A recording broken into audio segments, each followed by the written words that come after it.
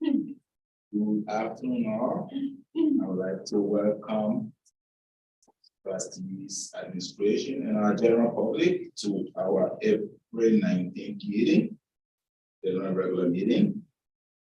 And I will call the meeting to order now at 1:31.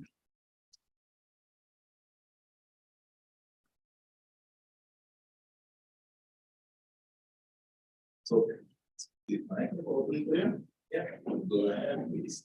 In the Father, Son, and Holy Spirit. Amen. Direct, O Lord, all our actions by thy holy inspiration, and guide them on by thy gracious assistance, that every prayer and work of ours may begin from thee and be ended by thee. We ask all this through Christ our Lord. Amen. St. Thomas Aquinas.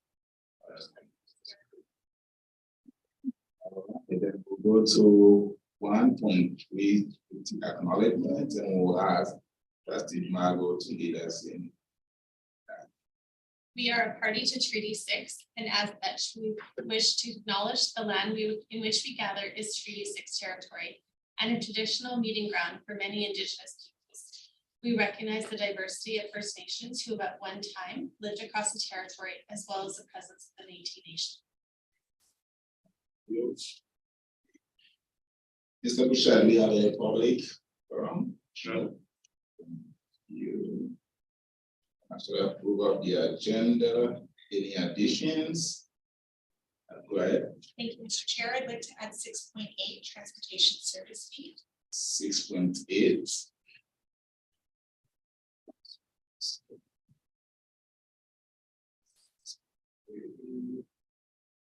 Transportation fees. Any other agenda addition? Other topics that the majority of the trustees present feel should be held in private in the public. 8.2, so that'll be an in-camera items, and the 8.2. Thank you, Trustee Berg.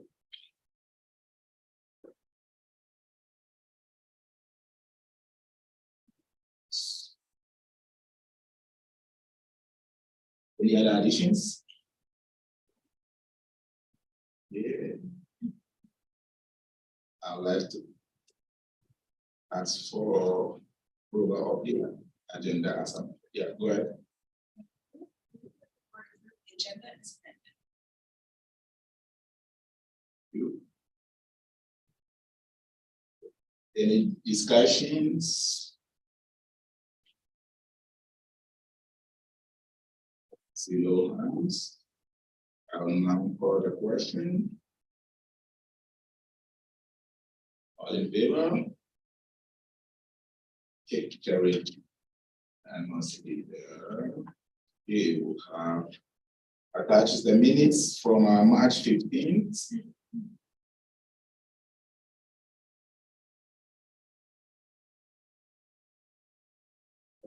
I would like to ask for a motion.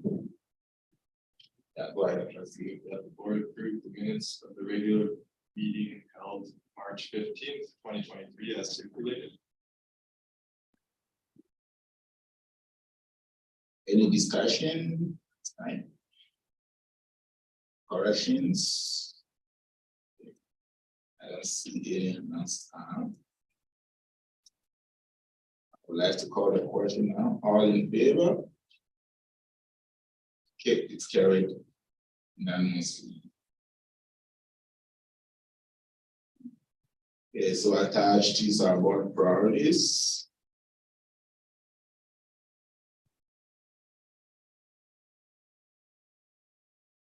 For information and guidance as we move forward on our meeting.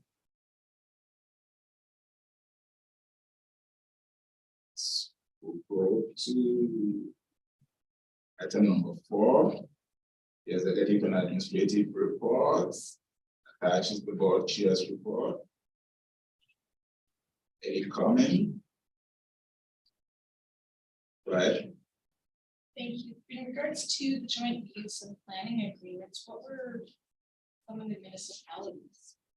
What are the challenges in being able to make that happen? that discussed generally?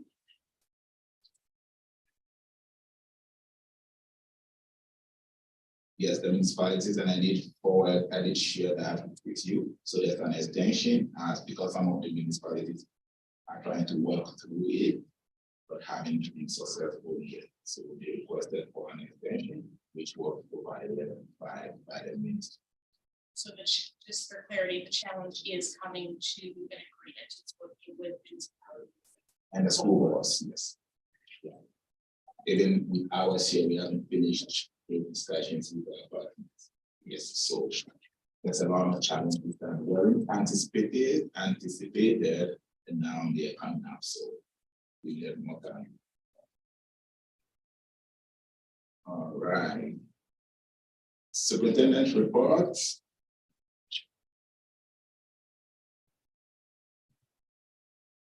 Any question, comments from the side?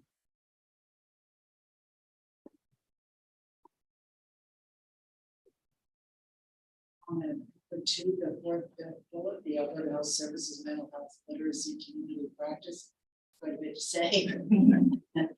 I just wondered, there's quite a bit that came out of that meeting as far as the creation of mental health literacy resources. So I'll have Assistant Superintendent Cardinal speak to that. I think that might have been Del that attended that, or Chris, I'm not sure. Michelle Bourget and Chris Bureau attended. Yep, and they're monthly, the community of practice, this mental health community of practice, and they're just basically to touch base and share best practices in the province. So there wasn't any new thing that came out of that. No. Thank you. And for myself, the last part one, bullets number 3, attended the final session of the Edmonton Regional Consortium. Yeah, what's going on with that? Any information there? Yeah, right there. Yeah, so right there. Yeah. So again, I'll ask Assistant Superintendent Cardinal to speak to SIOP. That's the one Yes, you're talking yes, about? yes, Yeah, which is yeah. for English language learners. Oh, that's good. So basically it's professional development with the SIOP model, which is the Sheltered Instructional Observation Protocol, and it's strategies to work with English language learners.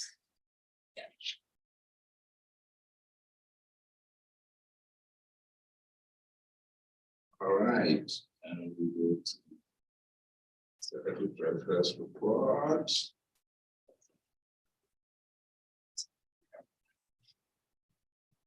So my apologies, Mr. Chair, the report wasn't in the agenda in advance.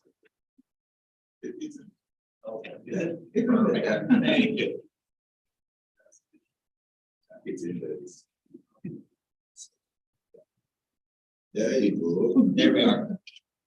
So we're circulating to trustees this afternoon. And so give you some time, maybe a couple of minutes to kind of peruse it. The emphasis of my time for the last month has been with regards to budget discussion and budget processes internally, looking at what is happening externally in terms of financial risk management. A couple of other highlights maybe for the board is with regard to our outreach program. We are looking to relocate it, so we've extended that lease until that's been finalized to July 31st of this year to allow for completion of the school year of the outreach, and then the transfer of all the furniture and equipment to the single beach density. Okay. There's support for the two committees that I'm a liaison with in terms of audit and finance. Both been active the last month, so I think that's been the summary of my activities.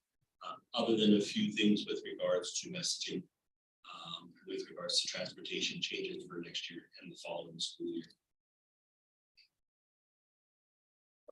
year. Any questions? All right. Go ahead, Pastor Margot.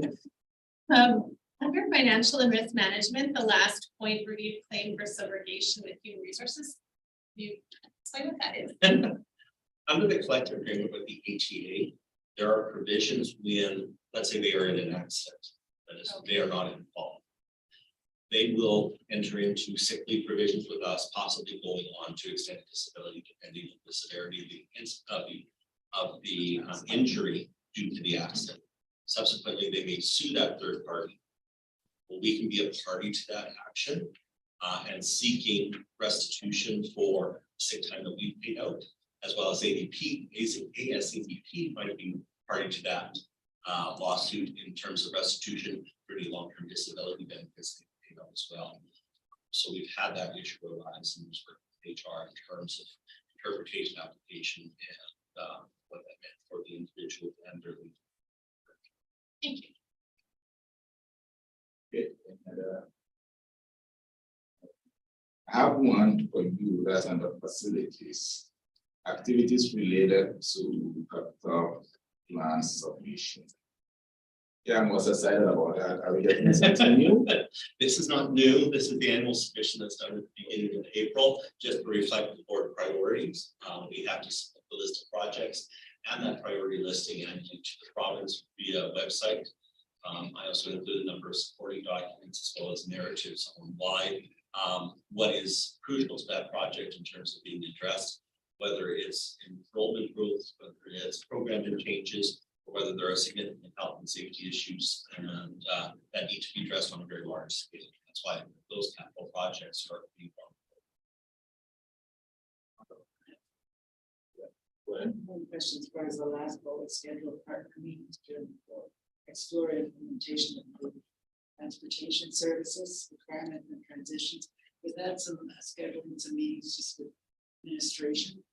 that between the administration of our partner boards and ourselves, superintendent, the secretary treasurer, transportation coordinator for visions ourselves. So it's not involving the trustees of the sister board. No, this is kind of just to explore some concepts in terms of formulating plans. Are we kind of on the same page in approaching the significant changes in transportation. So no deals with the Wolf Creek and Black Gold and some of the other. Wolf Creek, Black Wolves, Wild Rose, What costs? and Aspen? Those four. those four. Okay, that would keep you busy. Yes. Thank you. In between two minutes. But I believe in light of the new changes that came in transportation, so we need to, or you have to renegotiate some. It's not so much renegotiating, it's looking at saying what do we have to bring to the table? Because we provide some transportation in all of those areas. We might be expanding our transportation in all of those areas. Maybe they are doing likewise, and how do we share and improve that relationship and be possibly more symbiotic in that relationship rather than what we have currently, because it's such a massive change. I think that it's really important that we're sharing those things. That's one of the things we're looking at with this schools.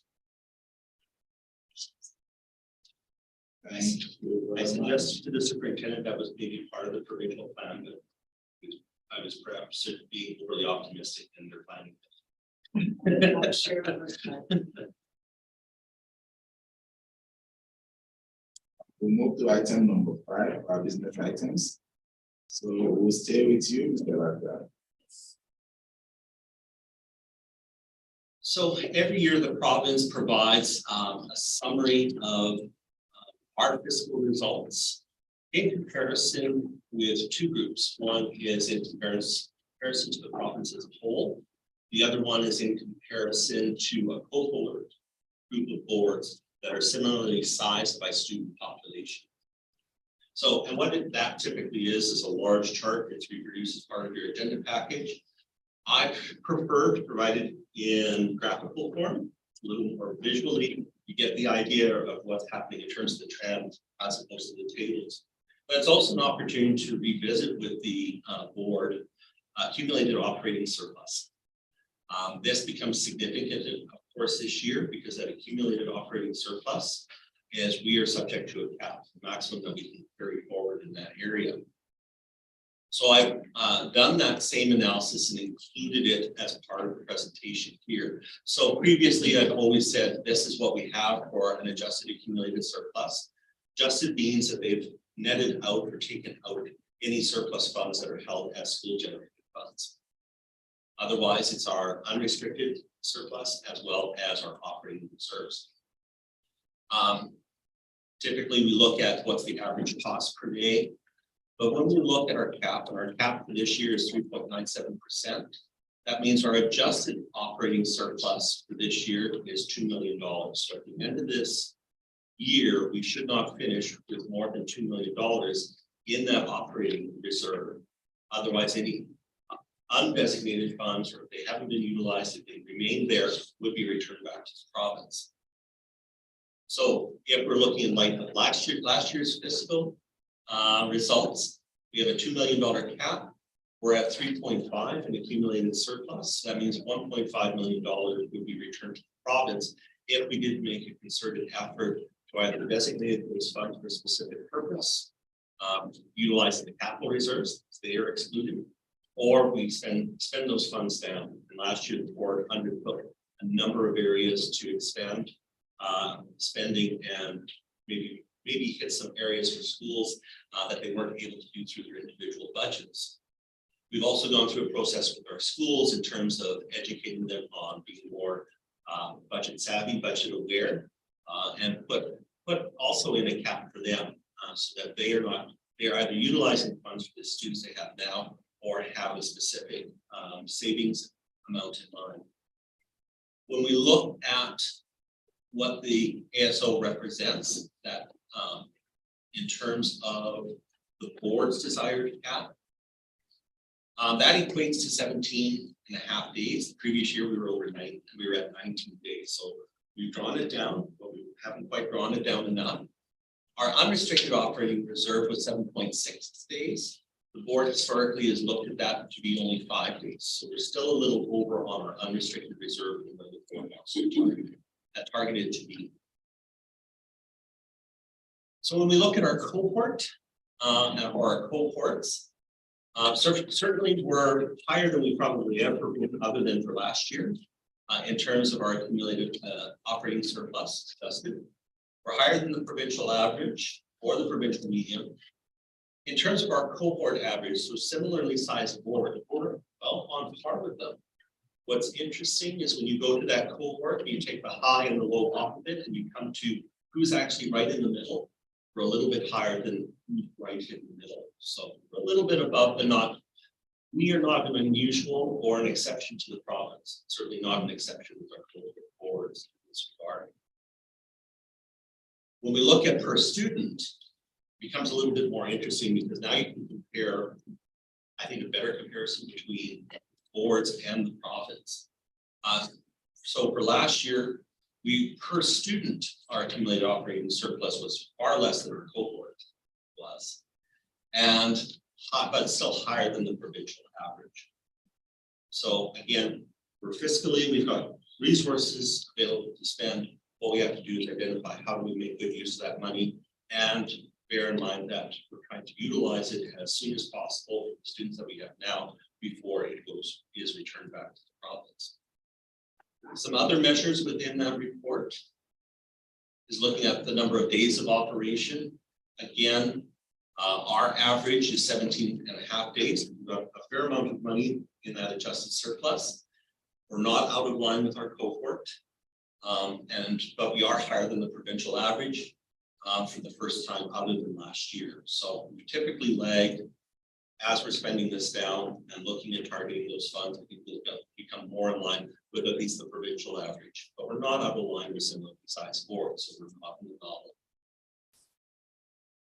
I like to think everybody else maybe has our problems as well. In terms of liquidity, so the ability to meet short-term accounts payable, short-term debt that we have, not that we're borrowing, it's just that we owe trades or we owe our own employees for vacation time and vacation nights, those type of current items, as opposed to the resources we have currently. We're sitting very healthy that way. We've got a lot of items in cash. We don't have a lot of investments. And certainly we've always been a little higher than either the province or our cohort. And that's been our tradition. We've always had current resources to meet our short-term obligations. Again, when we're comparing that on a per student basis, we've always lagged a little bit behind. This is the first year in the last 5 that we've actually exceeded the provincial average, but we're still behind that cohort on a per student basis. So we're on a per student basis, we have less of an issue than maybe our similarly sized cohorts. But we still have a reasonable amount per student, a little bit higher than the provincial. In terms of capital assets, looking at the proportion that is the undepreciated value as opposed to the cost. Because we've had a number of new schools come on stream. I was talking with technology, it's, every 2 years we've added a new school. But with Lacombe, maybe not new, it's a replacement, but I treat it kind of like a new school. Our historical new assets have been significantly higher. For buildings, we're starting to drop off in terms of how that differential is compared to the province. Furniture and equipment is much more dramatic, the drop, because we're for most cases, items in this area that fully depreciate after 5 years. So we're dropping down. What becomes a bit of a challenge and a concern is how are we replacing those assets? Desks and things in the classroom, until they're kind of broken, aren't replaced. And certainly when we're making decisions about school budgets, we're always looking at staff, generally not looking at furniture and equipment replacement. It's not a priority when we're talking about teachers and support staff in the classroom. So we lag behind the province in our cohort in that regard with furniture and equipment because of that.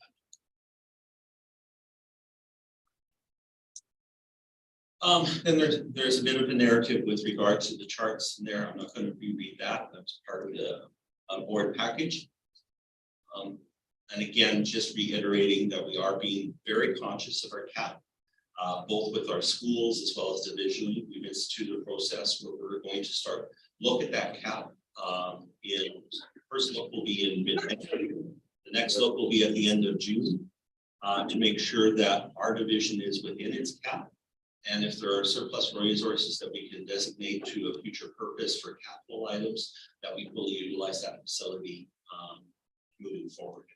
So we are moving forward in that process operational. We have to allow for some room because there are some items that we hold, like the nutrition grant. Well, if we're carrying those funds forward, they have to go as part of that reserve and part of included in that cap. So we're trying to make sure there's enough room there to allow for school surpluses and some provisions there, but also divisional. We have some surplus room as well. And being true to the board's desire to hold. So that's sort of the narrative that I have with regard to the financial profile and how it relates to our board. Any question for Mr. Laka so far?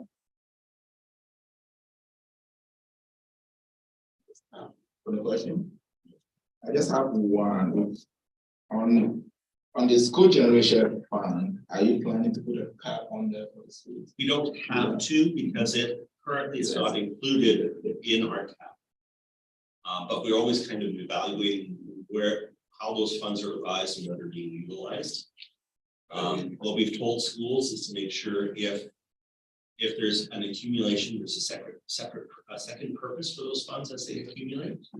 If they're generally, make sure that you have a purpose for that, because as they just grow, they become more discretionary and you are raising those funds out of the community, even though it's maybe canteen sales or some vending machine sales, some general revenue of that nature. Thank you.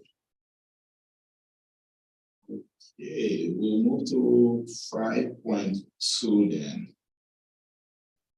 So attached is the municipal letter for our municipalities. This is our formality to ensure that our ratepayers are aware of assistance and the support. So, any questions? And so that this was sent electronically as well, right? Correct. That was gonna be my question. Yes. That's good. Good. You and then 5.3 3. Public Education Week is coming up. May 15 to 19. If I may ask, was there any plan with ACSDA this year for public education? So, yeah, go ahead. Thank you, Mr. Chair. So as a Grace Committee, we have had conversations about this. Caitlin and I are meeting on Monday to finalize some details, but we want to have a contest for parents to express what they like best about Catholic education. And we are going to have a dinner for 2 that will be drawn to a restaurant local to each of our communities. On Thursday, May 18th, that is the Wear Blue for Catholic Education Day. So we're encouraging all schools to promote that. We're also suggesting to schools one of 2 things as ideas, either to do a walk for Catholic education where they could, recognize the day, or a living rosary. So we promoted that with our administration and all of our schools as well. So other than that, I would just add that we shared electronically with all of our parishes the Bishops of Alberta letter recognizing Catholic Education Week as well for parish bulletins. So that's a little bit of an overview of what's planned. Thank you very much. So again, trustees, if you have the opportunity to participate, please do. As this is the way to show our support for our communities. All right. Look like I'm excited to participate in that. Okay, we'll go to 5.4, Tunis for tuition. Yeah, Mr. Bouchard, go ahead with that to explain it. So there is a tradition whereby local trustees in Drayton Valley, Anoka, and Leduc speak to the graduating class, asking and explaining what Tunis for tuition is and asking for each graduate to bring a toonie to their grad mass or at a collection at a different time to support that Canadian initiative. So if trustees wish, that is an ongoing tradition. Thank you for that. Yeah. Is that for all graduating grade 12 graduates? Yeah. Including all that? So we just take these two together. So typically those trustees will arrange a time with the school administration to go and speak to the grads. 5.5. The budget updates.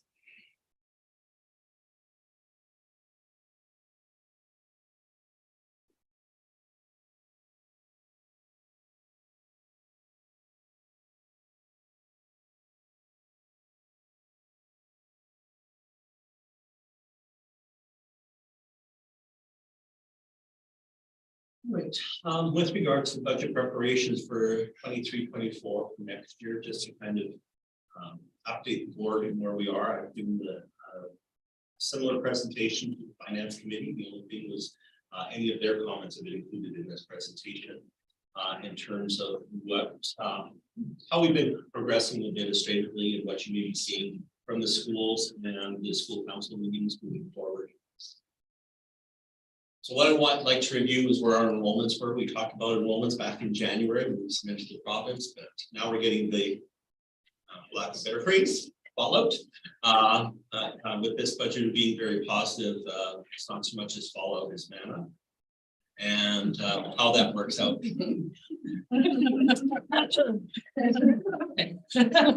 I'll pat myself on the back. Also talking about the allocation changes for schools and some of the standard costs. So looking at our projections, and again, when we do our projected enrollments, we work with our schools. We ask them, as hard as it is, to say, what do you think your projection is for enrollments for next year in December? The province actually requests that from us the first week of January. So with the Christmas break, we kind of back it up where it's basically December 1st. So they're barely 3 months into the school year. We're already talking next year. So they are challenged by it. It continues to be a challenge. to do projections that earlier. Again, we've been highly conservative. We sat with the schools and said, are you really sure? You're gonna have that many more than this year. We look at 10 years of history.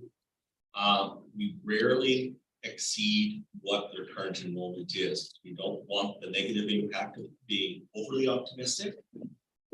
There's a little bit more upside if we're a little conservative and we get additional enrollments. We saw that this year where we got additional funding in year.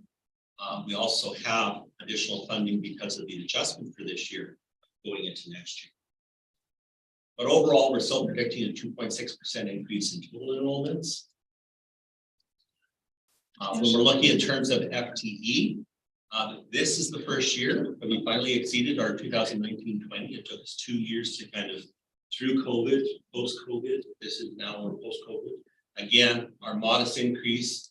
Total enrollment is 2.6. When you convert ECS to half-time, our FTE enrollment is up 1.6%. So very, very modest when we've been historically 3 and 4% in the past.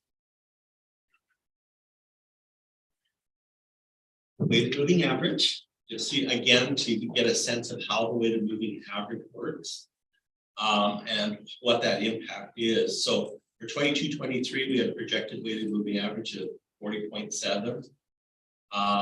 We've now got a 22-23 based on actual enrollments somewhat. They call it an estimate. That's a little higher because of our actuals were higher than what we had projected. And then our projection for next year is at 42-46 for a weighted moving average. But what I've tried to highlight is that weighted moving average, the one in the red, moving through the various years. So we don't see, and the superintendent has talked about this in the past, that we won't see the full impact of having an actual enrollment of 4,162 for 3 years, because we're only taking 50% in of the current year, 30% in the following year, and 20% in the third year. So it's much. The intention was to level it, not to have sharp increases, but it does drag it out in terms of the resources that we have available to us. Now, conservatism pays, no clawback. New funding for in-year growth, that was this year that was there. And then we get a positive adjustment when the weighted moving average is recalculated once enrollments are finalized. So it's nice to have that coming into and recognition by the province. In terms of school allocations, whether school administrators talk to this or not, we provided them with similar information in a similar slide deck, particular to school allocations.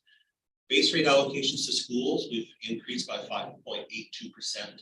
Now, a base rate is that each school gets a certain amount of funding, and right now it's over $1.2 million that they're going to receive per school. That's recognizing that some of our schools are fairly small. That provides them with a certain level of staffing for their school. Then we also do allocations based on per student, and those rates have increased by 4%. There's a whole chart in very small print about all the allocation rates in the slideshow, in the slide deck. I won't go through them, but they're there for your reference. A couple of things that are enhancements or in that budget and those allocations is $500,000 of funding adjustments for this current year that's being carried forward, or as an adjustment that's in next year's allocations to schools. We also are getting $900,000 in teacher settlement funding to pay for the ATA collective agreement changes that were centrally negotiated. So both of those have also been part of those school allocations. There's all the various allocations and subcategories of rates for schools, and this is where I'm saying base allocation rate is $1.2 million. This in this chart of numbers. Then we get into the steps, so the amount per student, and we looked at for a smaller school, less than 200 students, they would only get 266. It's meant to top up for supplies and services, not necessarily that they've got need for increase in staff. But once you get into more than 200 students, we're also looking at conditions for staffing needs. You might start into broader programming being offered. So we've got much more larger rates, and especially for our large schools, we didn't want to under resource them. So we, for once they're over 500 students, we're providing $5,400.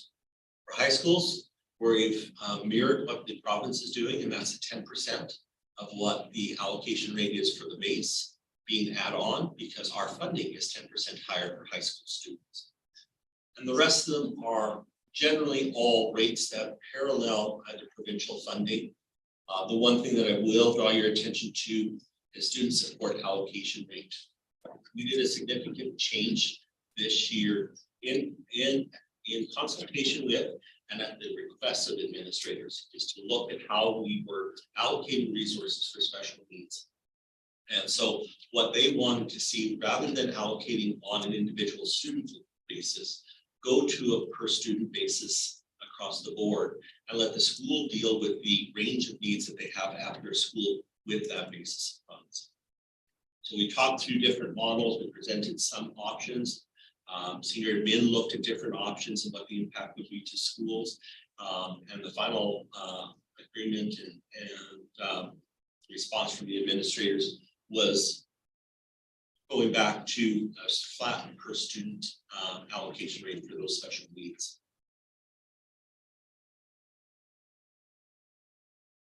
And then nutrition grant program, because there was an increase, that's going up to about $53 per student. So we'll be monitoring that spending as well. We also introduced an Indigenous lead teacher. So we take funds off centrally and redistribute that to schools to allow for 0.1 FTE to address that leadership ability within their school community.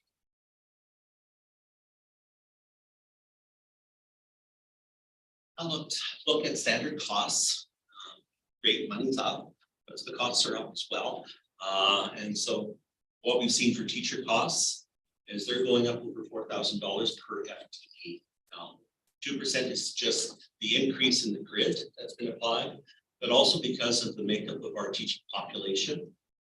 We also have about 50% of our teaching population incrementing on the grid. So they're moving from one salary level to another salary level on the simple basis that they've had another year of experience.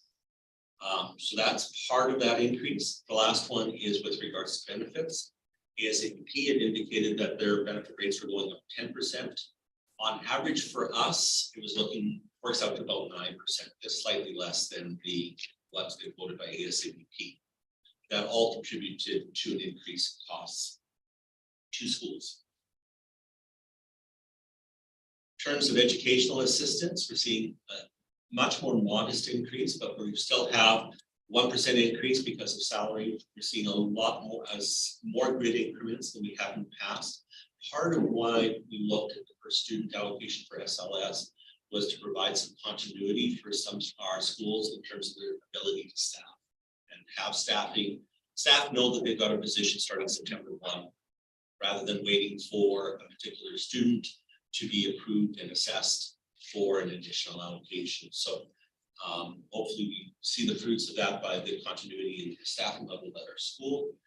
Cost of benefits, again, we're looking at 9% increase for EAs. Administrative assistance, we're seeing again a much more modest increase, about $1,000. Again, 1% salary increase that was approved by the board in terms of employment, grid increments, and then a 9% increase in benefits. The last one is with regards to custodians. And for custodians, we're seeing again a modest increase, a 1% grid increase just because we've moved grid according to the TOE. And then we have benefit costs. The one thing to note is that the other two employee groups are 10 months. These salaries look like they're out of a line for what maybe an admin assistant might do, or the background for an EA that's maybe required. But these are 12-month rates, whereas the other ones are 10-month rates.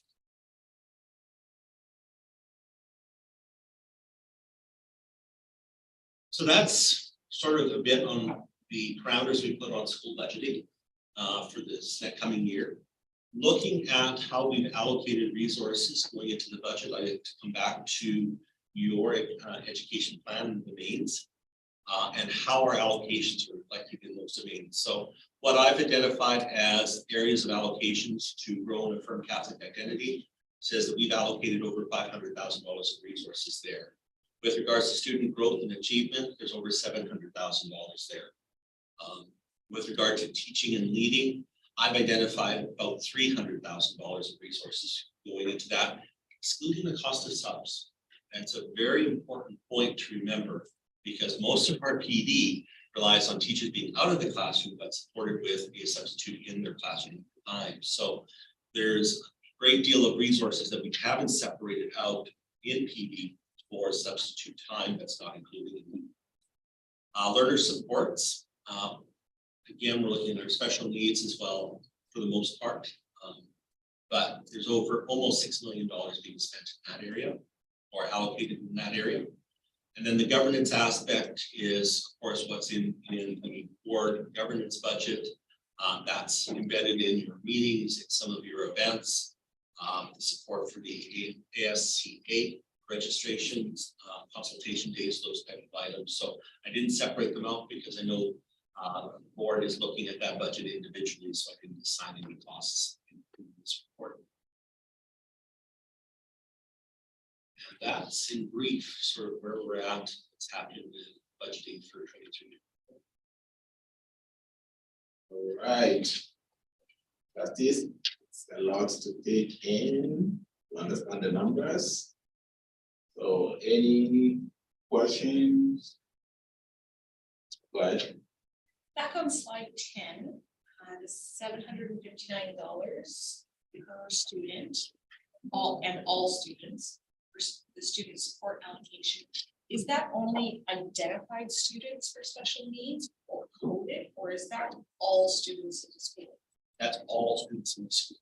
That's 750. Identified or coded or not? Yeah, it's per student. The only thing that would be different is the ECS students at 0.5. So it's up to the school administrative team to determine how they allocate those dollars or utilize those dollars or supplement those dollars to meet the student needs. And it might be on the moderate side, the mild side, it might be on the severe side.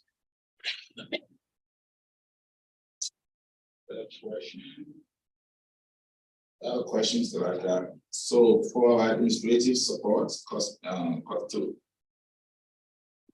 support staff, 10 months, and then the custodians for 12 months, right? That's right. But with 10 months employees, we still cover the 2 months benefits. All not for summer benefits on 10 month employees. We maintain their benefits, but cut their. Yeah, we maintain it, but yeah, of course. I'm not getting glaring eyes from HR, so I'm assuming I'm answering the question correctly.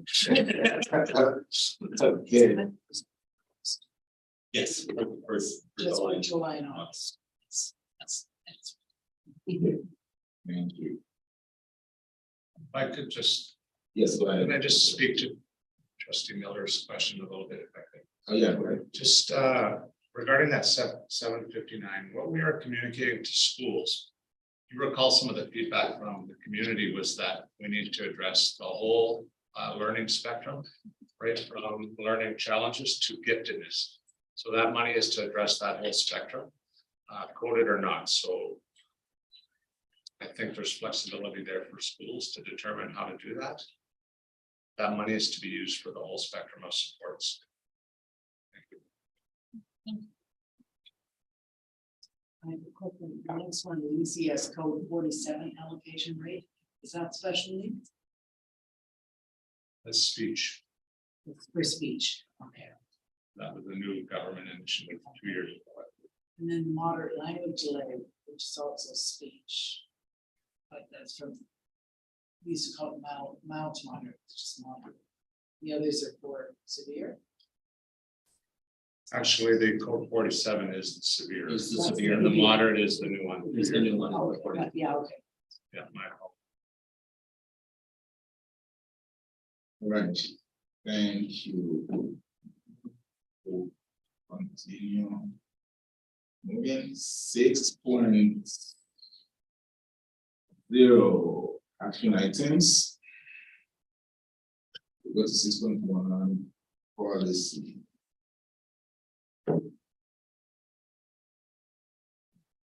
Okay, go ahead. That the board give policy 7 board operations third and final reading as presented, and that the new policy now be effective.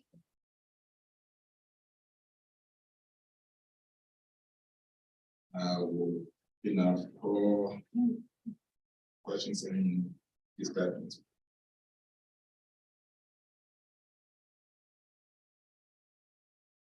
Okay, go ahead. I believe there's only 2 changes on this. Is that correct? 13.6. For the allowance and 13.2. 13.2. Correct?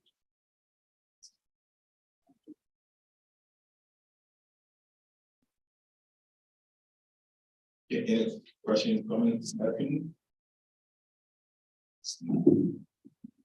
Okay, see no hands up. All right, I would then would like to call the question. All in favor of motion? Okay, it's carried. Now, we will then move to 6.2.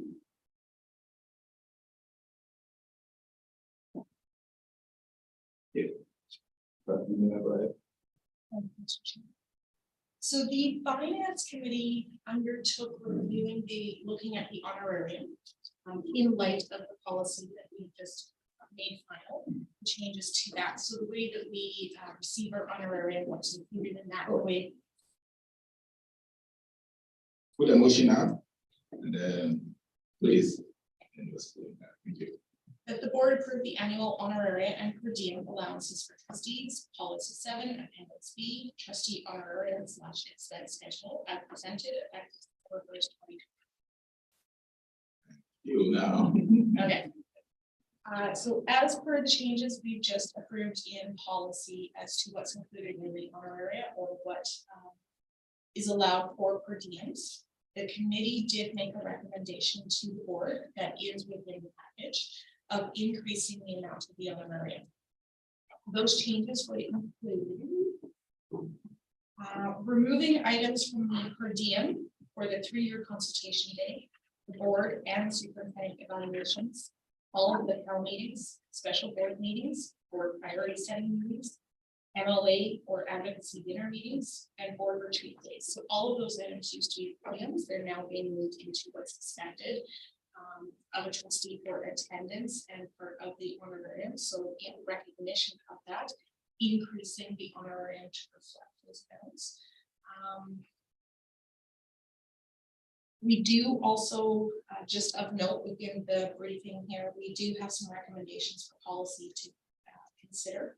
So policy to look at, including language to be reflective of a motion providing for health benefits. Clarify how the honorarium board chair is intended to apply to ex officio attendance, and consider adjustments to the honorarium when absent for days listed under the honorarium, in line with comments that we've received.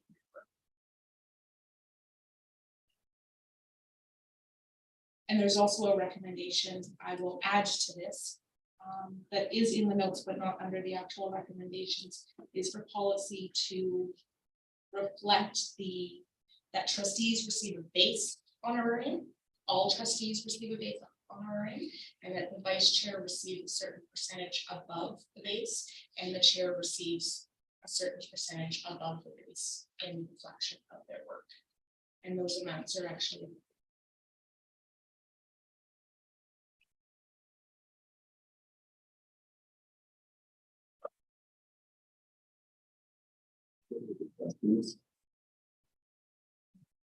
Further discussions to this matter? Please.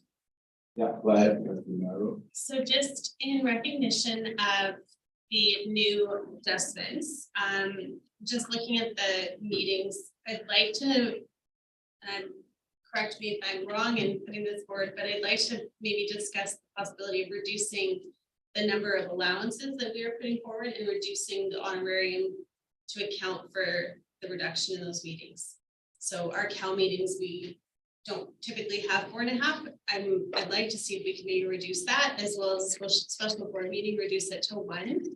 And then that would offset the additional honorarium to approximately $1,000 per level.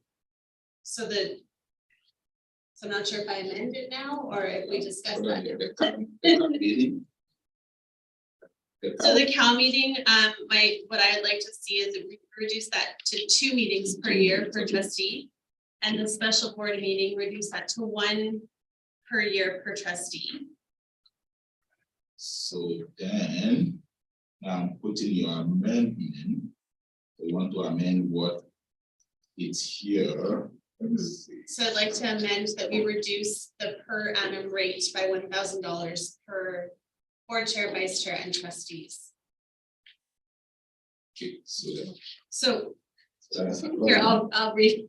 So I move to amend the trustee honorarium to, so for trustees, $14,070. And then vice chair would be $15,090.08. And then chair would be $16,884. Say the base amount. So for trustees would be $14,070. And you're going 7.2 and 20%.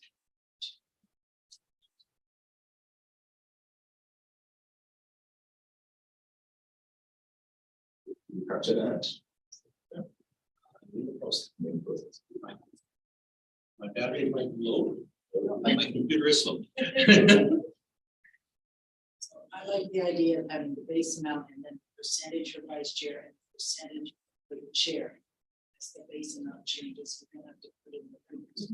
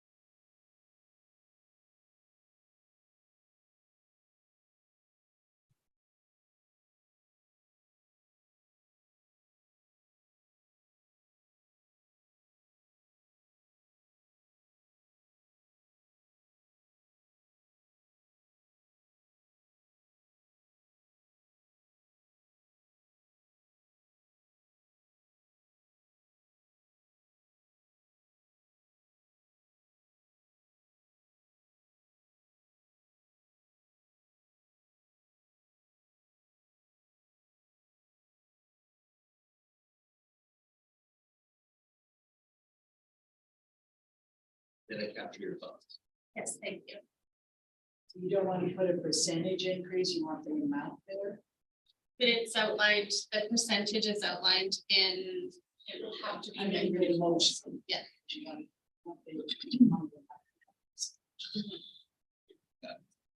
Just a question for trustee Marco and maybe Mr. Latka. So I know that the information distributed to trustees earlier, that the two, Mr. Lutka's numbers and the two don't align. So wondering if those amounts that you provided are in alignment with Mr. Lutka's, because I have the submitted numbers from the secretary treasurer, 14,118 for trustee. So if you reduce it by 1,000, it would be 13,118 unless the math is incorrect.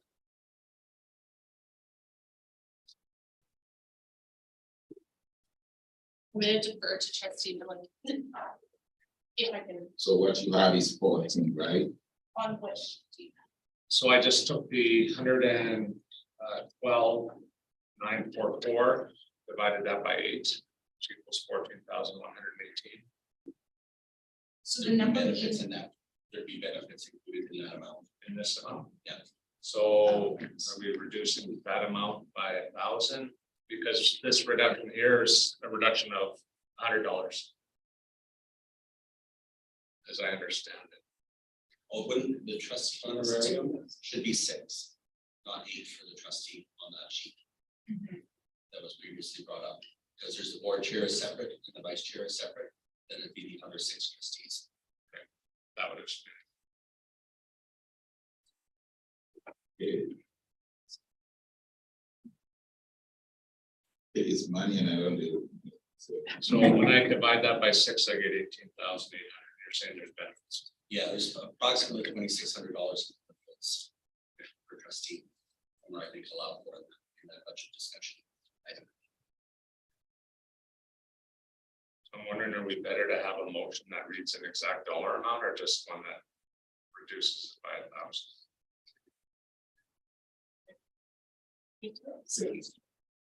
I would prefer to see an exact dollar amount for right now until we adjust the policy. To say otherwise, because background information is a recommendation for a proposal. Not the actual motion for anything. We already have. So we have a motion on the floor there. That is, yeah, and it has been amended. Okay. Any further discussions on the amendment?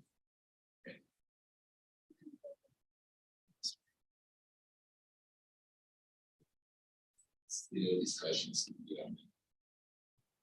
So I will call a question for the amendment. All in favor? Yeah.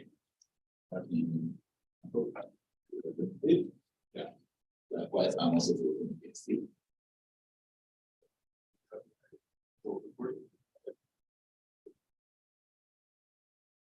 So the motion is passed. Here.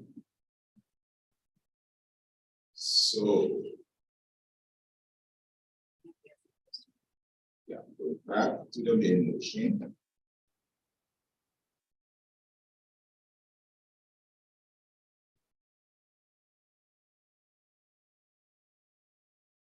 Okay, and I would like to call the question. Starting. We have to call the question. All in favor of the main motion?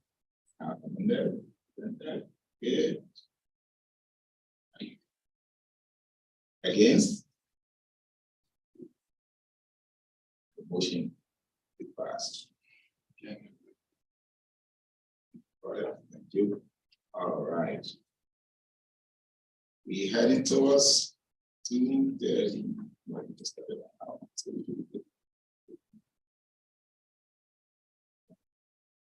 Okay, we will do 6.3.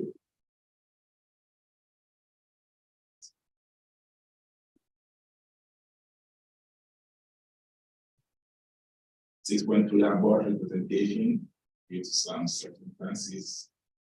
I will have somebody make that move. That's why. The board appointed trustee DeMarco as director of the Alberta School Boards Association, ASBA, for the remainder of the 2022-23 school year. You so point of order, Mr. Chair, is it as a director or as a representative to the SBA? But it should be as representative. Yeah. Okay. And that's zone 2-3. So it's Representative, yeah. the Alberta School Board Association, 723.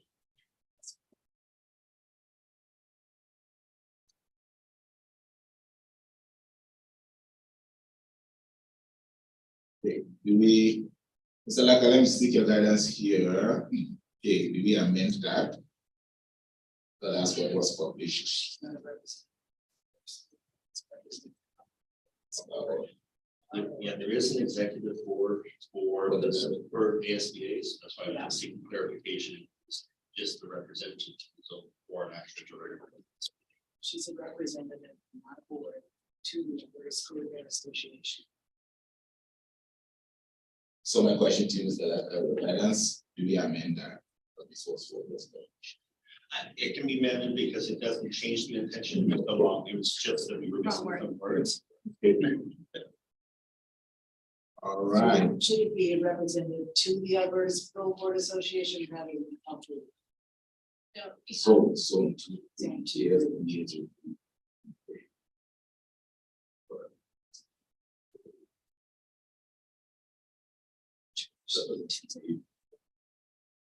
It could say add a zone 2-3 representative.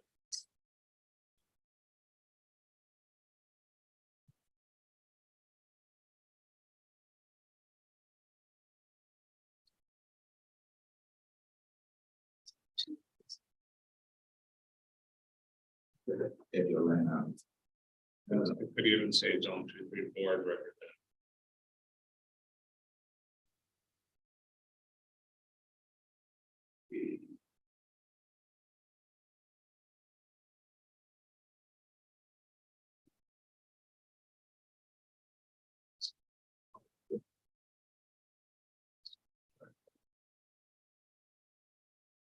Right.